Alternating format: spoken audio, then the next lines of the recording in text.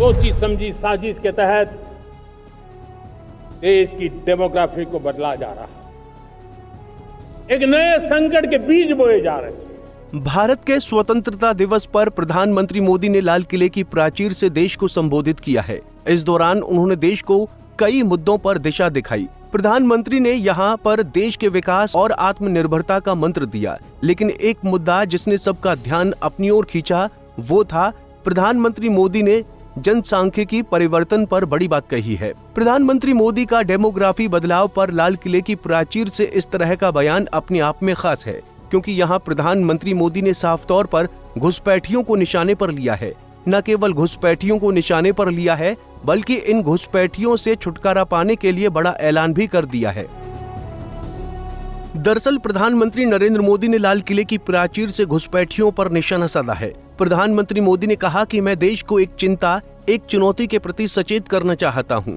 एक सोची समझी साजिश के तहत देश की जनसांख्यिकी को बदला जा रहा है। एक नए संकट के बीज बोए जा रहे हैं। घुसपैठिए मेरे देश के युवाओं की रोजी रोटी छीन रहे हैं। घुसपैठिए मेरे देश की बहनों और बेटियों को निशाना बना रहे हैं। उन्होंने आगे कहा कि इसे किसी भी सूरत में बर्दाश्त नहीं किया जाएगा। ये घुसपैठिए भोले भाले आदिवासियों को गुमराह करके उनकी जमीन हड़प लेते हैं। देश इसे बर्दाश्त नहीं करेगा। जब सीमावर्ती इलाकों में जनसंख्यांकी परिवर्तन होता है तो ये राष्ट्रीय सुरक्षा के लिए खतरा बन जाता है। कोई भी देश अपनी जमीन घुसपैठियों के हवाले नहीं कर सकता। इसीलिए मैं कहना चाहूंगा कि हमने एक हाई पावर डेमोग्राफी मिशन शुरू करने का फैसला किया है। ये घुसपैठिए भोले भाले आदिवासियों को भ्रमित करके उनकी जमीनों पर कब्जा कर रहे हैं। ये देश सहन नहीं करेगा। और इसलिए मेरे प्यारे देशवासियों, जब डेमोग्राफी परिवर्तन होता है, सीमावर्ती क्षेत्रों में डेमोग्राफी में परिवर्तन होता है, तब राष्ट्रीय सुरक्षा के लिए संकट पैदा होता है। देश की एकता, अखंडता और प्रगति के लिए ये संकट पैदा, सामाजिक तनाव के बीज बो देता है।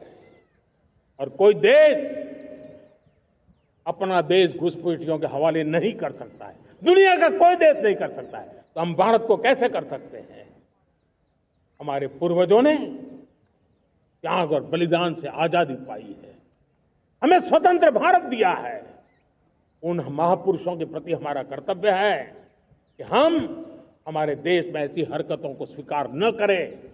उनकी सच्ची श्रद्धांजलि होगी। और इसलिए मैं आज लाल किले की प्राचीर से कहना चाहता हूं, हमने एक हाई पावर्ड डेमोग्राफी मिशन शुरू करने का निर्णय किया है।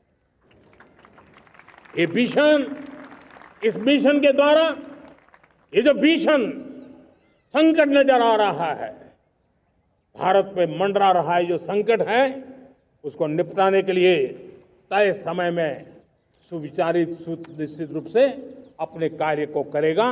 उस दिशा में हम आगे बढ़ रहे हैं। बता दें कि प्रधानमंत्री मोदी का मिशन डेमोग्राफी अपने आप में एक बड़ा अभियान साबित होने वाला है।